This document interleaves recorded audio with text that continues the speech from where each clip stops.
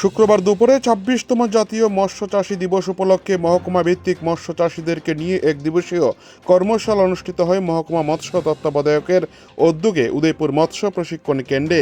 মঙ্গল প্রদীপ প্রজ্বলন করে অনুষ্ঠানের শুভ উদ্বোধন করেন গোমতী জেলা পরিষদের সহকারী সভাধিপতি সুজন সেন।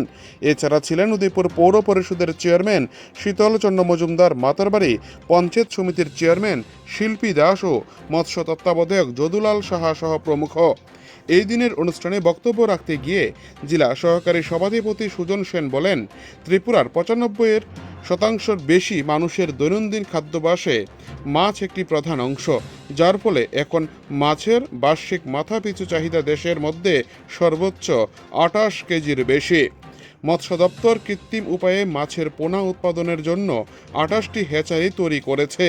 এছাড়া মাছ চাষে স্বাবলম্বী হওয়ার জন্য রাজ্য সরকার PMMSY প্রকল্পের অধীনে বড় অঙ্কের ভর্তুকি এবং আর্থিক সাহায্য প্রদান করা হয়ে থাকে। এছাড়া উদয়পুরে মৎস্য দপ্তরে বিশাল পরিমাণ জায়গা জুড়ে রয়েছে জলাশয়, তার মধ্য থেকে সরকারের বিভিন্ন আয় উন্নতি হয়ে থাকে এর জলাশয়গুলির মধ্য দিয়ে, এমনটাই বক্তব্যে তুলে ধরেন জেলা সহকারী সভাধিপতি।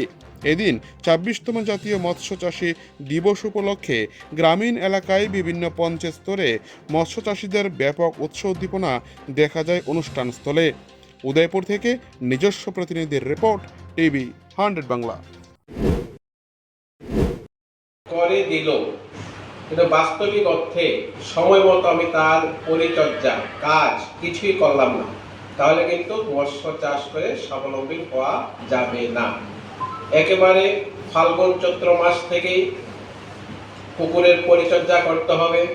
যে জলাশয়গুলি শুকিয়ে যাবে সেখানে চাষাবাদ হয় গরু বা ট্রাক্টর দিয়ে চাষাবাদ করে মাটিকে উলট পালট করে দিতে হয়।